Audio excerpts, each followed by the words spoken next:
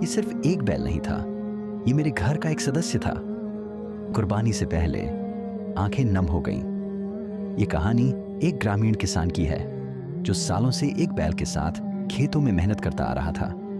बैल का नाम था शेरू, और वो सिर्फ एक जानवर नहीं, एक साथी था। समय बदला, फसलें कम हो गईं, पैसे भी नहीं बचे, तो किसी ने कहा सस्ता जानवर ले लो। पर उसने कहा नहीं, मैं शेरू को कुर्बान करूंगा, क्योंकि यही मेरी मेहनत की असली पहचान है। जब शेरू को कुर्बानी के लिए ले जाया गया, वो कुछ नहीं बोला, न भागा, न चिल्लाया, जैसे उसे पता हो कि ये उसकी आखिरी सेवा है। और उसकी आंखों में पहली बार पानी था।